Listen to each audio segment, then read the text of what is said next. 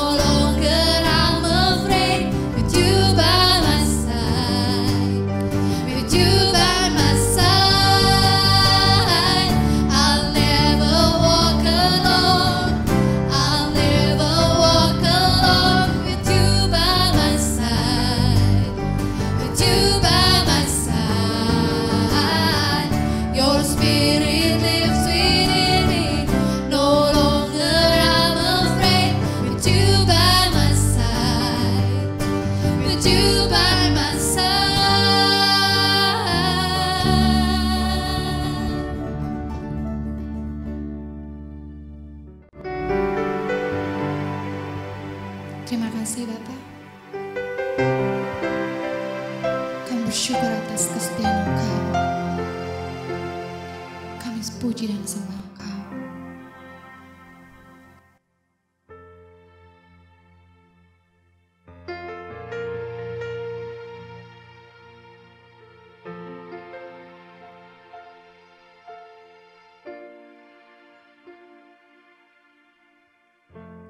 Banyak yang kau perbuat di dalam hidupku, rancangan indahmu terjadi di hidupku.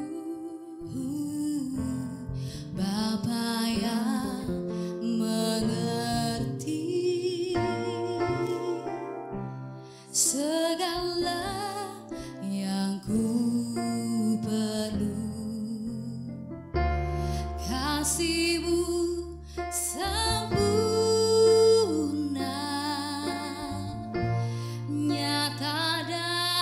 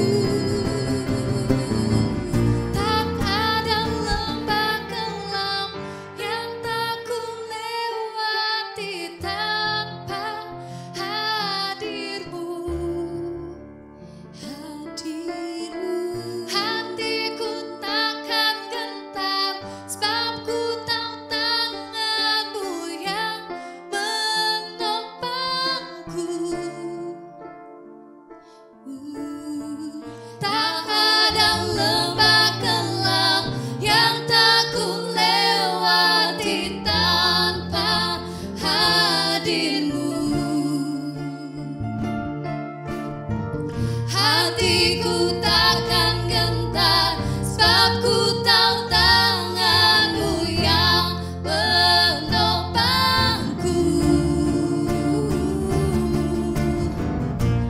Kaulah Yesus, Kaulah Tuhan, hanya Kau ku percaya. Kaulah Yesus, Kaulah Tuhan, harapan hidupku. Ku bersyukur Bapa, ku bersyukur Tuhan, buat kasih setia-Mu di dalam hidupku. Ku bersyukur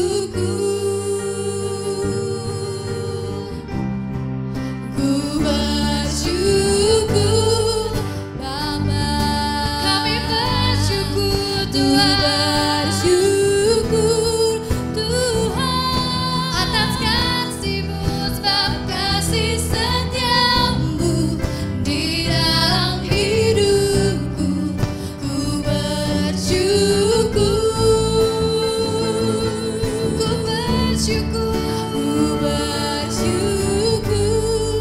Bapa, ku bersyukur Tuhan, buat kasih setia-Mu di dalam hidupku. Ku bersyukur,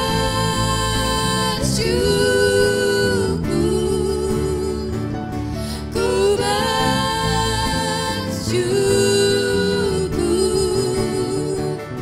ku bersyukur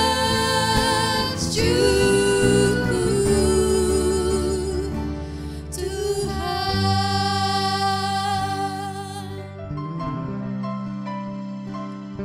Kami bersyukur Tuhan,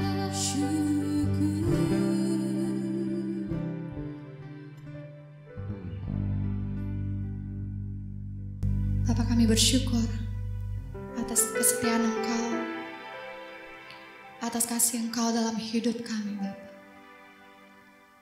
Dalam setiap hari-hari kami percaya Engkau tidak pernah meninggalkan kami, sebab Engkau Allah yang setia dalam hidup kami. Berfirman dalam setiap kami, Tuhan. Urapi kami dengan kuasa Roh Kudus Engkau. Kami percaya ada pemulihan, ada sukacita, ada kekuatan yang baru. Kami percaya Bapa, firman Engkau berkuasa dalam hidup kami. Ajar kami untuk semakin mengenal Engkau dan mengerti akan kehendak-Mu. Setiap hari, setiap saat, setiap waktu. Dan biarlah hanya Engkau yang kami tinggikan dalam hidup kami. Sebab Engkaulah Raja kami, Allah kami yang berkuasa dulu, sekarang, dan sampai selama-lamanya. Terpujilah Engkau Tuhan dan Raja kami. Inilah doa kami Tuhan, di dalam nama Yesus. Amin.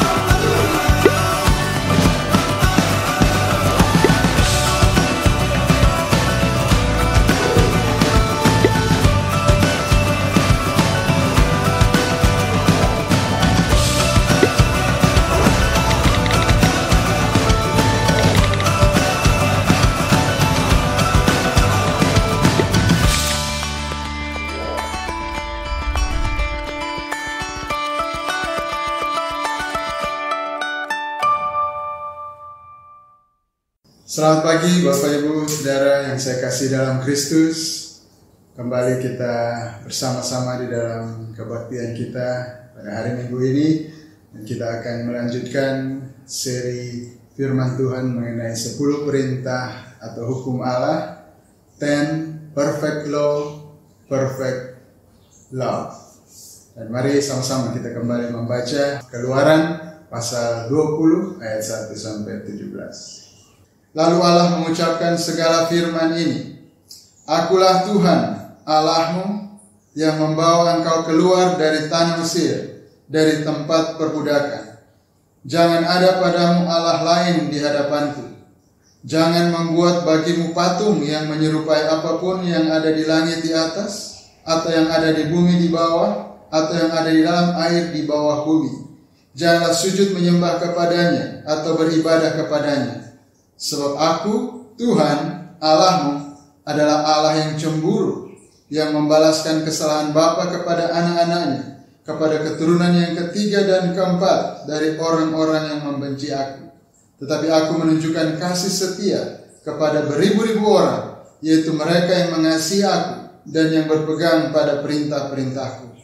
Jangan menyebut nama Tuhan Allahmu dengan sembarangan, sebab Tuhan akan memandang bersalah orang yang menyebut namanya dengan sembarangan. Ingatlah dan kuduskanlah hari Sabat. 6 hari lamanya engkau akan bekerja dan melakukan segala pekerjaanmu. Tetapi hari ke-7 adalah hari Sabat Tuhan Allahmu. Maka jangan melakukan sesuatu pekerjaan, engkau atau anakmu laki-laki, atau anakmu perempuan, atau hambamu laki-laki, atau hambamu perempuan, atau hewanmu, atau orang asing yang di tempat kediamanmu. Sebab 6 hari lamanya Tuhan menjadikan langit dan bumi, laut dan segala isinya, dan ia berhenti pada hari ke-7. Itulah sebabnya Tuhan memberkati hari Sabat dan menguduskannya. Hormatilah ayahmu dan ibumu, supaya lanjut umurmu di tanah yang diberikan Tuhan Allahmu kepadamu. Jangan membunuh, jangan berzinah, jangan mencuri, jangan mengucapkan saksi dusta tentang sesamamu. Jangan mengingini rumah sesamamu, jangan mengingini istrinya, atau hambanya laki-laki, atau hambanya perempuan, atau lembunya, atau keledainya, atau apapun yang dipunyai sesamamu. Mari kita berdoa. Bapa, kami bersyukur Engkau yang telah menyelamatkan kami dengan tangan-Mu yang dahsyat, kekuatan-Mu yang begitu hebat. Menyelamatkan kami dari dosa-dosa kami dan membawa kami kepada keselamatan di dalam Engkau, Tuhan.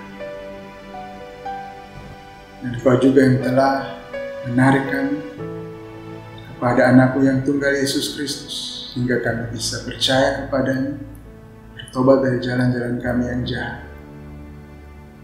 Dan kami berdoa saat ini, Tuhan, kami mau melakukan kehendak-Mu. Kiranya Engkau mengajarkan kami kehendak-Mu, menulis hukum-hukum-Mu di dalam hati kami, supaya hari demi hari kami semakin serupa dengan gambaran Anak-Mu yang tunggal, Yesus Kristus. Terima kasih Bapa, di dalam nama Yesus Kristus. Amin. Bapak Ibu, 10 perintah ini adalah bagian dari perjanjian Tuhan dengan umat Israel. Dan hukum adalah bagian dari perjanjian. Kadang-kadang kita merasa hukum itu adalah sesuatu yang mungkin mengikat kita, membelenggu kita, menekan kita. Tetapi sesungguhnya hukum-hukum Tuhan tidak dimaksudkan untuk itu. Hukum-hukum Tuhan adalah bagian daripada perjanjian Allah dengan kita. Dan kenapa Allah berjanji dengan kita? Kenapa Allah mengikat perjanjian dengan kita? Adalah karena Dia mengasihi kita. Dia memasuki hubungan dengan kita.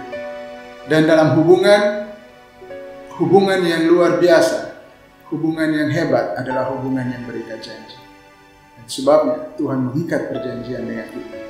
Kalau kita melihat perjanjian Tuhan dengan umat Israel adalah perjanjian karena kasih-Nya. Sebabnya dalam seri ini kita mengatakan hukum Tuhan ini adalah hukum yang sempurna, kasih yang sempurna. Karena dasar dari semua ini, Tuhan memberikan hukum-hukumnya kepada kita adalah karena Dia mengasihi kita.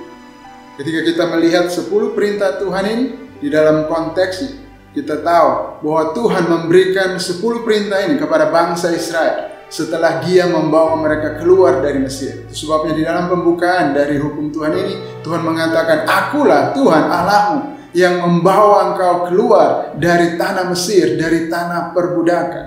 Kenapa Tuhan membawa mereka keluar dari Mesir, orang Israel keluar dari Mesir? Bukan karena orang Israel adalah orang baik, bukan karena orang Israel adalah mereka yang telah memegang hukum-hukumnya, tetapi Tuhan menyelamatkan adalah karena kasih-Nya kepada mereka, karena janjinya yang Dia sudah ucapkan kepada Abraham, bapa leluhur mereka, bahwa Abraham akan diberikan tanah perjanjian ini dan keturunannya akan mewarisi tanah perjanjian ini. Dan Allah mengingat perjanjiannya dengan Abraham sehingga Dia membawa orang Israel keluar dari tanah Mesir, dari tempat perbudakan. Bukan karena kekuatan orang Israel. Orang Israel tidak punya kekuatan apa-apa untuk berperang, sama sekali tidak ada. Tetapi semata-mata karena Tuhan dengan kekuatannya yang dahsyat membawa mereka keluar dari tanah Mesir, mengalahkan orang-orang yang jauh lebih kuat daripada mereka, Firaun dan tentaranya yang begitu kuat, yang terlalu kuat untuk orang Israel. Tetapi Tuhan melepaskan mereka dari sana dengan kekuatannya yang maha dahsyat itu. Dan Dia melakukan semua itu karena kasih setianya. Karena Dia telah mengikat janji dengan Abraham. Dan saudara tahu kenapa Dia mengikat janji dengan Abraham? Bukan karena Abraham orang baik juga. Bukan karena Abraham mengikuti perintah-perintah Tuhan. Abraham adalah penyembah berhala. Tetapi Tuhan memanggil dia keluar dari tanah leluhurnya, dari kampung halamannya untuk pergi kepada satu negeri yang Tuhan janjikan untuk dia. Dan Abraham adalah seorang yang istrinya mandul, yang tidak punya anak. Dan di zaman itu, Bapak Ibu Saudara, orang yang tidak punya anak itu sangat malu. Mereka seperti mungkin zaman sekarang orang yang tidak punya apa-apa, orang yang miskin, yang mungkin merasa malu, derajatnya tidak baik, tidak dianggap baik oleh orang. Itu adalah Abraham dan latar belakangnya. Dan Tuhan memanggil Abraham. Kenapa? Karena kasih-Nya. Bukan karena Abraham orang hebat, bukan karena Abraham orang baik. Tetapi karena Tuhan mengasihi Abraham. Karena anugerahnya Allah sendiri. Dia memanggil Abraham keluar dari kampung halamannya. Dan Allah mengikat janji dengan Abraham untuk memberikan kepadanya keturunan yang banyak, yang besar, yang seperti pasir di laut banyaknya, seperti bintang-bintang di langit. Dan bukan hanya itu saja, dijanjikannya tanah yang akan menjadi milik dari keturunannya. Dan oleh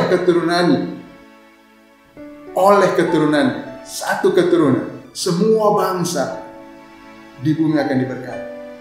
Dan saudara, kalau kita telusuri lagi, dari mana? Kenapa Tuhan memberikan janji itu tentang satu keturunan yang akan memberikan berkat bagi seluruh bangsa? Kita akan balik kembali ke kisah awal penciptaan, ke kisah awal manusia. Manusia diciptakan oleh Tuhan. Adam dan Hawa, nenek moyang kita.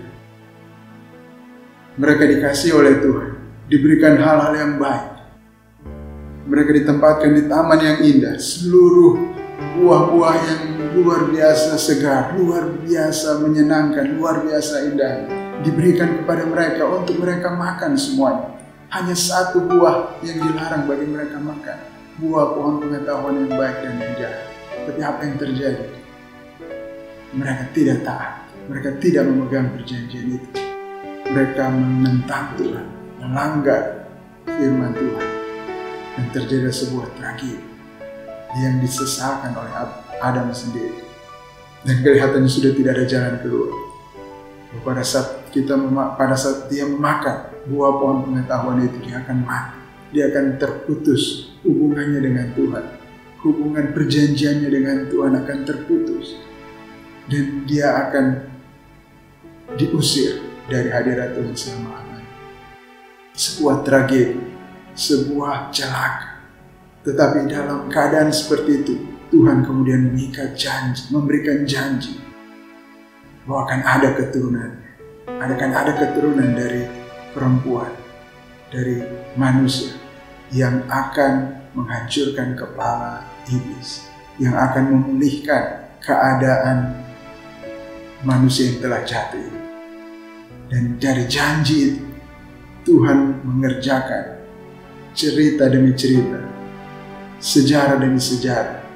Tuhan terus bekerja di situ, mengingat janjinya, janji setianya untuk menyelamatkan umat manusia dari hukuman akibat dosa mereka. Dan janji itu yang terus menerus. Dan kita yang sekarang hidup di dalam zaman ini, kita sudah tahu cerita komplit bahwa keturunan yang dijanjikan itu adalah Yesus Kristus yang baru kita rayakan kematian dan kebangkitan. Satu peristiwa yang luar biasa yang menentukan kehidupan kita. Itu adalah penggenapan dari janji Allah yang sejak zaman purbakala, bahwa keturunan yang dijanjikan itu telah datang. Dan di atas kayu salib itu janji itu digenapi, bahwa Kristus sekalipun dia dilukai, sekalipun tumitnya diremukkan oleh ular, oleh iblis, dia mati di atas kayu salib. Tetapi dengan kematiannya di atas kayu salib, dia menghancurkan kepala ular, membebaskan umatnya dari maut, dari sengat maut. Dia bangkit pada hari yang ketiga sebagai bukti dari kemenangan. Jadi Bapak Ibu Saudara sekalian, hukum-hukum Tuhan tidak dimaksudkan bagi kita untuk membenarkan diri kita dengan melakukan hukum-hukum Tuhan. Tidak sama sekali.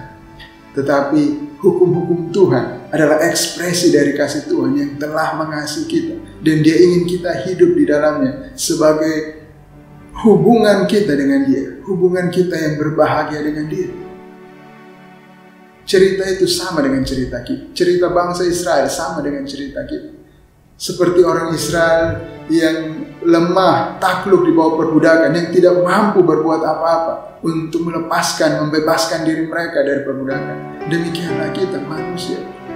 Kita adalah orang-orang berdosa yang tidak mampu untuk melepaskan diri kita dari perbudakan dosa. Kita sudah ada di bawah penghukuman dosa, di bawah kuasa dosa, di bawah polusi dosa. Kita tidak bisa berbuat apa-apa untuk membebaskan kita dari dosa. Dan Tuhan tidak memberikan hukum itu untuk membebaskan kita dari dosa. Tuhan tidak memberikan hukum itu supaya kita berusaha keras melakukan hukum-hukum itu dan dengan demikian kita membebaskan kita dari dosa. Tidak bisa. Hukum itu tidak punya kekuatan untuk membebaskan kita dari dosa. Kita adalah orang berdosa. Hukum Tuhan itu suci, hukum Tuhan itu benar, hukum Tuhan itu baik, adil. Tetapi kita adalah manusia berdosa. Kita lemah, kita tidak mampu untuk membebaskan diri kita dari dosa. Tetapi Tuhan datang. Tuhanlah yang datang. Apa yang tidak mampu dilakukan oleh hukum, Tuhan telah melakukannya sendiri. Yaitu dengan datang menjadi manusia di dalam Yesus Kristus. Di dalam Kristus itu, Dia menjatuhkan hukuman atas dosa dan menggenapi seluruh hukum-hukum Tuhan, seluruh kehendak Allah di dalam diri kita.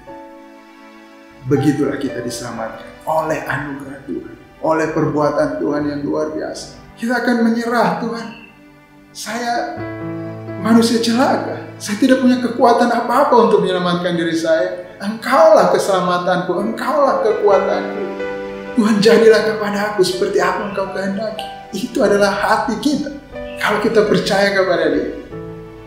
Dan saya percaya Bapak Ibu Saudara, kita semuanya percaya kepada Tuhan karena kita sudah menyadari akan kelemahan kita. Kita sudah dibebaskan oleh Tuhan dari kebenaran diri kita sendiri. Kita sudah menyadari hati kita sudah hancur, menyerah pada Tuhan, melepaskan diri kita dari segala usaha kita. Kita sudah berhenti dengan diri kita. Kita sudah stop untuk percaya pada diri kita sendiri, pada kebenaran kita sendiri. Dan sekarang kita menyerah, Tuhan, hanya Engkau saja yang bisa menyelamatkan saya. Hanya kebenaran-Mu saja yang bisa membenarkan saya. Nah, dengan sikap seperti itu, tentu saja hati kita sekarang menjerit, Tuhan, jadilah kehendak-Mu di dalam hidupku. Jadilah seperti apa Engkau kehendaki. Disitulah peran dari 10 perintah Tuhan bagi kita. Kita ingin melakukan kehendak Tuhan. Kita mau memiliki karakter yang seperti Tuhan. Kita bisa membaca 10 perintah Tuhan. Di situ tergambar karakter dari Allah kita. Allah kita yang adil, Allah kita yang kudus, Allah kita yang penuh kasih. Semuanya kita bisa lihat dari hukum-hukum di dalam 10 perintah. Dan hari ini kita akan belajar ada perintah yang kelima. Perintah yang kelima, yaitu apa? Apa perintah yang kelima? Bapak Ibu? Perintah yang kelima adalah hormati ayah dan ibu. Keluaran pasal 20 ayat 12 yang kita baca tadi. Hormati ayah dan ibu. Mari kita sama-sama belajar. Apa itu menghormati ayah dan ibu kita?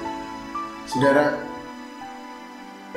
hormat ya dalam bahasa Ibrani itu kabat. Itu berarti berat. Sesuatu yang bersifat berat. Jadi ini bisa berkonotasi negatif, bisa positif. Ya, konotasi negatif ya seperti kita merasa sebuah beban yang berat. Tapi konotasi positifnya adalah bahwa berat dalam artian ini adalah berisi, penuh dengan nilai, penuh dengan kekayaan. Dan konotasi positif lah yang dimaksud di sini ketika kita diperintahkan Tuhan untuk menghormati ayah dan ibu kita. Artinya kita menaruh nilai yang banyak, nilai yang kaya di dalam ayah dan ibu kita. Atau mungkin dalam bahasa Indonesia kita katakan menghargai. Kita menaruh harga, menghargai ayah dan ibu kita. Itu artinya menghormati. Kita menaruh nilai yang tinggi kepada ayah dan ibu kita. Kemudian berikutnya adalah siapa yang harus dihormati dari ayat yang kita baca ini? Jelas, katakanlah hormatilah ayahmu dan ibumu. Jadi waktu itu adalah budaya yang menghormati ayah. Ibu hampir sama sekali tidak ada peran di dalam kebudayaan waktu itu. Tetapi Tuhan memberikan perintah bukan hanya menghormati ayah dan ibu. Jadi ini bukan bersifat kultural. Ini bukan hanya bersifat bahwa ini karena budaya Timur Dekat sehingga Tuhan memberikan perintah seperti ini. Tidak, ini perintah yang bersifat universal. Bahwa Tuhan memberikan perintah ini melampaui budaya. Di seluruh dunia, Tuhan menghendaki setiap orang, semua orang menghormati ayah dan ibu mereka. Bukan hanya di daerah tertentu, bukan hanya pada budaya tertentu. Dan apa yang kita bisa lihat lagi dari firman ini adalah bahwa perintah ini mengandung janji. Dikatakan, hormatilah ayahmu dan ibumu supaya lanjut umurmu di tanah yang diberikan Tuhan Allahmu kepadamu. Ada janji yang mengikuti ini. Dan saudara, ini diulangi lagi di dalam perjanjian baru oleh Rasul Paulus di Efesus pasal 6 ayat 1-4. Rasul Paulus menulis, hai anak-anak, taatilah orang tuamu dalam Tuhan, karena haruslah demikian. Hormatilah ayahmu dan ibumu. Ini adalah suatu perintah yang penting seperti yang nyata dari janji ini, supaya kamu berbahagia dan panjang umurmu di bumi. Rasul Paulus mengingatkan kembali akan perintah kelima dari 10 perintah ini kepada jemaat di Efesus, supaya mereka menghormati orang tua mereka. Kenapa? Karena perintah ini mengandung janji supaya baik bagi kamu, supaya engkau berbahagia. Jadi Bapak Ibu, kita bisa lihat pentingnya perintah kelima ini. Ini adalah hubungan kita di dalam keluarga. Bagi anak-anak, penting untuk menghormati orang tua mereka karena ini menyangkut kehidupan mereka. Bahwa kalau mereka menghormati ayah dan ibu mereka, maka hidup mereka akan baik. Itu adalah janji Tuhan. Sebagai orang tua, kita ingin anak-anak kita baik, kan? Kita ingin bahkan mereka lebih baik dari kita. Itu sebabnya kita berusaha sekuat tenaga untuk menyediakan yang terbaik untuk mereka. Mungkin kita sediakan sekolah yang terbaik, kita berikan makanan yang terbaik, yang bergizi, kita berikan mereka semua fasilitas yang bisa membuat mereka menjadi orang-orang yang luar biasa. Tapi apakah kita memperhatikan faktor ini? Apa kita memperhatikan janji Tuhan ini? Perintah Tuhan yang mengandung janji ini, bahwa kalau kita menghormati ayah dan ibu kita, maka kehidupan kita akan baik. Kelima ini bukan hanya mengenai anak kepada orang tua, tetapi Tuhan juga mengajar kita sebagai orang tua untuk mengajar anak-anak kita supaya mereka menghormati orang tua. Karena itulah kebahagiaan mereka kalau mereka menghormati orang tua.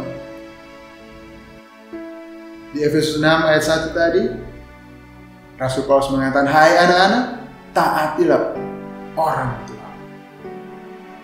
Kalau kita masih anak-anak, bagaimana kita menghormati orang tua kita?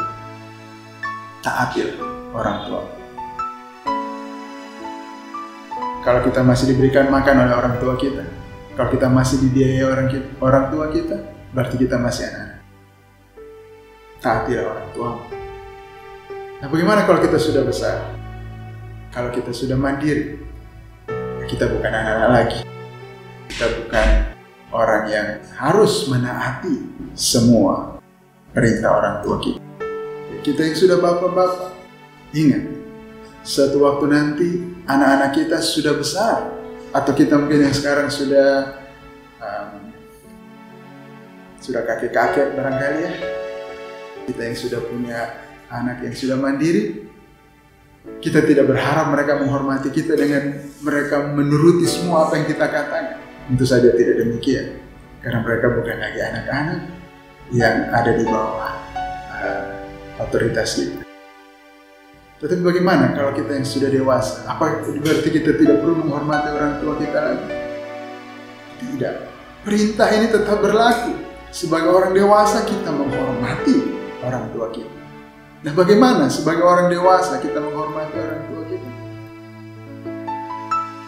Di Imamat 19 ayat 3 firman Tuhan mengatakan, "Setiap orang di antara kamu haruslah menyegani ibunya dan ayahnya. Akulah Tuhan Allah." Kita harus menyegani orang tua. Ya, tentu saja menyegani bukan berarti kita tidak berani bicara dengan mereka. Apa yang dimaksud dengan kita menyegani? Kembali kita ingat, kata hormat ini mengandung arti harga yang kita taruh di situ, barang yang sangat bernilai. Kita sangat segan terhadap barang yang sangat bernilai. Bapak Saudara, ada satu pameran alat-alat musik, dan ada banyak alat-alat musik klasik di sana. Piano yang klasik, ada satu piano klasik yang adalah piano dari seorang komposer yang sangat terkenal. Itu ada dalam pameran itu. Kemudian ada seorang anak muda di piano itu dan berkata kepada penjaga piano itu, "Wow, piano ini bagus sekali." Penjaga itu kemudian menjelaskan sejarah dari piano itu, bahwa piano ini adalah milik dari seorang komposer yang sangat terkenal. Dan anak muda itu langsung melompat ke atas kursi piano itu dan kemudian meminta izin, "Pak, bolehkah saya bermain di piano ini?" Penjaga itu bilang, "Tentu saja boleh. Tapi tadi ada seorang pemain piano terkenal. Dan waktu dia tahu ini adalah milik dari seorang komposer yang sangat terkenal, pemain piano itu tidak berani main di situ." Itu yang dimaksud dengan segan.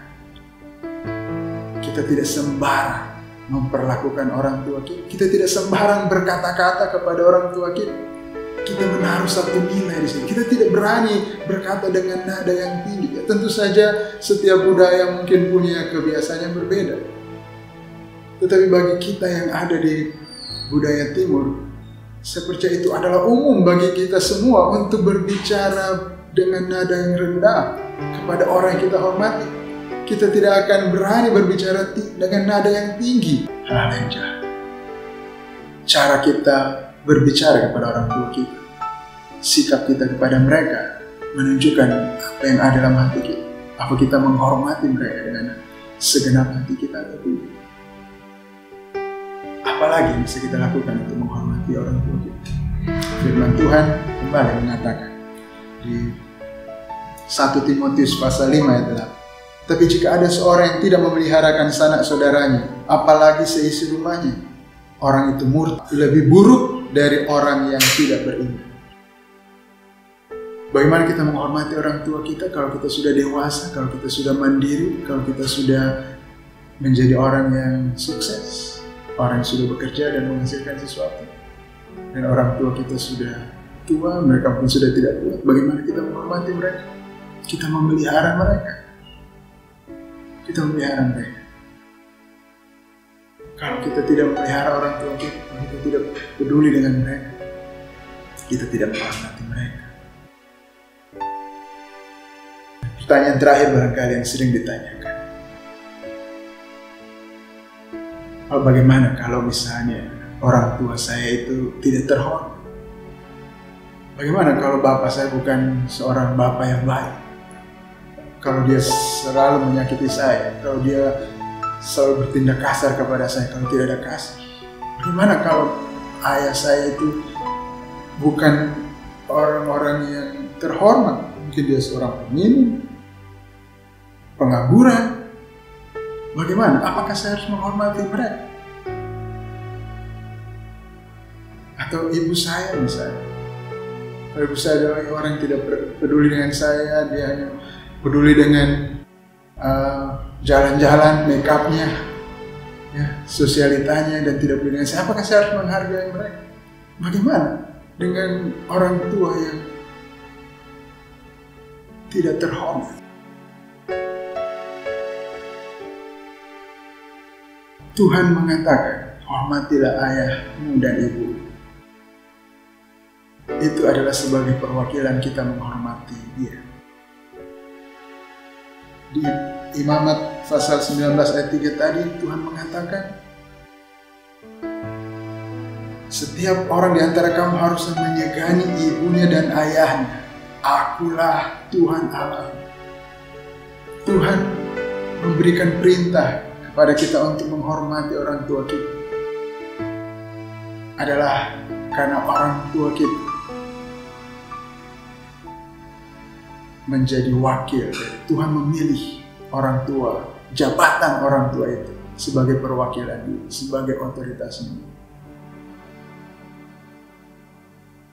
Seperti Tuhan yang memberikan kita hidup, seperti Tuhan yang memelihara kita. Orang tua adalah wakil Tuhan kita di dunia. Mereka lah yang memberi kita hidup. Pada umumnya kita tidak mungkin besar tanpa orang tua. Waktu kita kecil dulu, siapa yang bisa makan sendiri? Siapa yang bisa cari makan sendiri? Tidak ada kan? Pasti ada orang yang memberi makan kita. Dan pada umumnya itu adalah orang tua kita. Dan siapapun yang memelihara saudara, itulah orang tua saudara. Dan tidak ada kita pun yang lahir dengan sendirinya. Ada orang yang melahirkan kita. Siapapun yang melahirkan saudara, itu adalah orang tua saudara. Sejelek apapun dia, setidak terhormat apapun dia, itu adalah orang tua yang harus kita hormati. Karena Tuhan memakai orang tua kita untuk membawa kita ke dunia ini.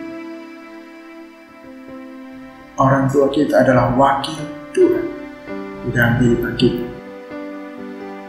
Dan seandainya mereka adalah orang yang tidak terhormat, kita sekarang memiliki hubungan yang baru dengan Tuhan. Tahun-tahun kita yang rusak sewaktu kita ada di bawah orang tua kita yang tidak terhormat itu, yang mungkin kita tidak merasakan yang namanya kasih pemeliharaan dari orang tua kita. Tetapi semua itu sudah ditebus ketika kita mengenal Allah kita, bahwa Dia adalah Bapa yang baik. Dia memberikan semua yang kita butuhkan. Dia tidak pernah meninggalkan kita. Dia senantiasa bersama-sama dengan kita. Bahkan Kristus Yesus, Dia memberikan nyawanya untuk kita. Semua yang kita butuhkan, Dia senantiasa ada di pihak kita untuk menyelamatkan kita, untuk memberikan kita itu. Bagi kita sebagai orang tua, mungkin jadi refleksi juga, apakah kita adalah ayah dan ibu yang patut untuk dihormati? Apakah kita mengasihi anak-anak kita? Apa kita menyediakan kebutuhan anak-anak kita? Bagi kita anak-anak, mari kita hormati orang tua kita sebagai perwakilan Tuhan di dalam kehidupan kita.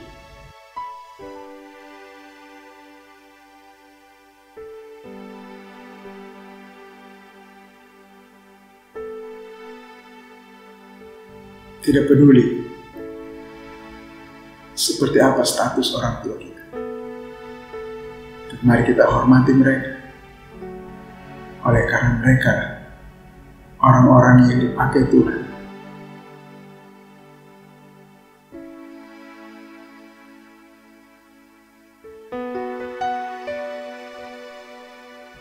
sebagai wakil Tuhan di bumi ini, yang melahirkan kita dan memelihara kita, yang membuat kita bisa hidup sampai sekarang.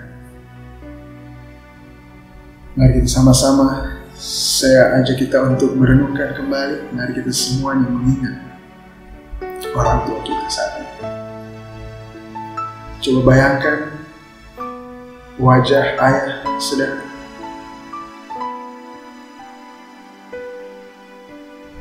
bayangkan wajah ibu saudara. Bagaimana perasaan saudara?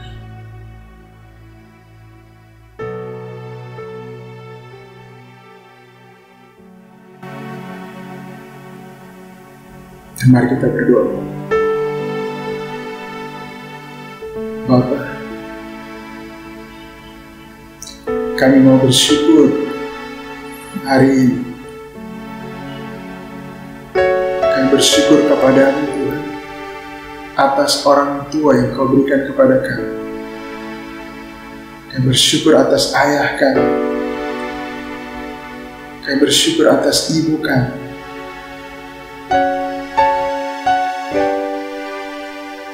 Dengan segala kelebihan dan kekurangan mereka, hari ini kami sadar, kami tahu bahwa mereka adalah orang-orang yang Kau pakai untuk membawa kehadiran kami di dunia ini,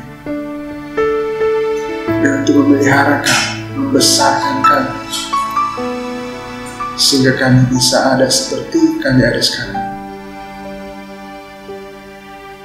Tuhan, kalau ada di antara kami yang mungkin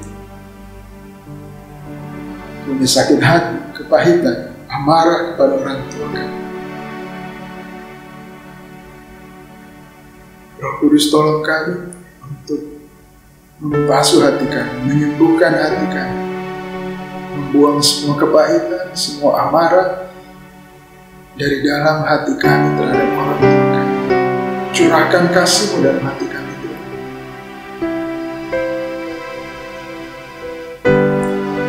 Biar sedikit kasih dari orang tua kami itu Engkau besarkan. Dan sewaktu kami mengenal Allah kami, Engkau sebagai Bapa kami, biarlah kasih ayah ibu kami di dunia ini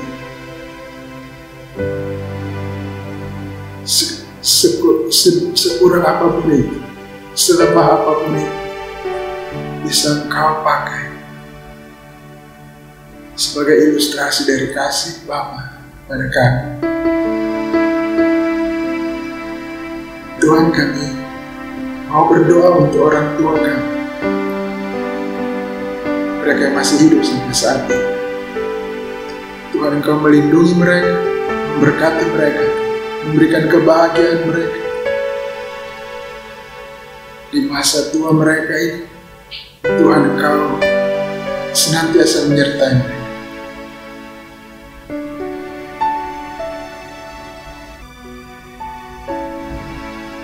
Kami mohon ampun atas semua tindakan kami, sikap kami, perkataan kami,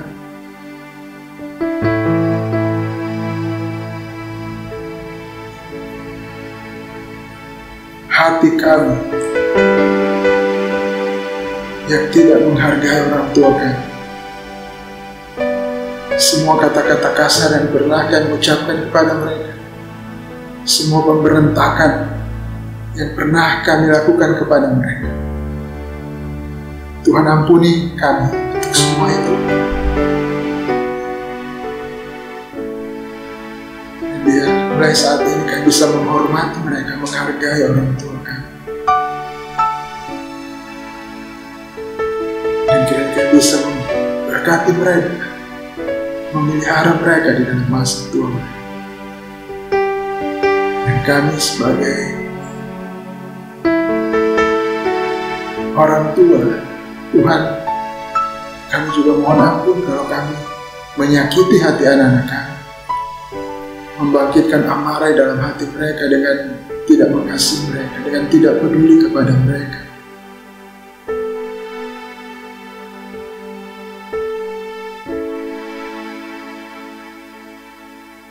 Kami mohon ampun untuk semua keegoisan kami yang mencari kepentingan diri kami dan mengabaikan anak-anak kami. Tuhan, curahkan kasih-Mu seperti Engkau Bapa yang mengasihi kami. Kiranya kami juga sebagai orang tua mengasihi anak-anak kami, membesarkan mereka di dalam didikan dan disiplin Engkau, di dalam takut akan Engkau. Dan biar anak-anak kami bertumbuh menjadi anak-anak yang takut akan Engkau, yang menghormati orang tua mereka. Dan biar mereka bisa memuliakan Engkau dengan menghormati orang tua mereka. Dan kami percaya janji Engkau bahwa mereka akan memiliki hidup yang bahagia, kehidupan yang luar biasa baik. Karena Engkau memberkati setiap orang yang menghormati orang tua. Terima kasih Bapa. Terima kasih Tuhan. Engkau adalah Bapa, Bapa yang sempurna, Bapa yang baik. Dan di atas segala-galanya kami mau menghormati Engkau saja. Terima kasih. Di dalam nama Yesus Kristus. Amin.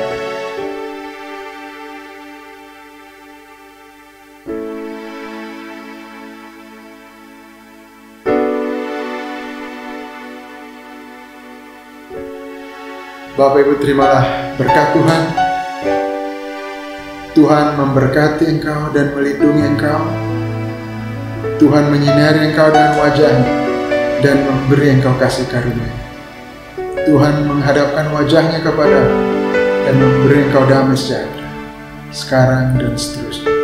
Di dalam nama Yesus Kristus. Amin.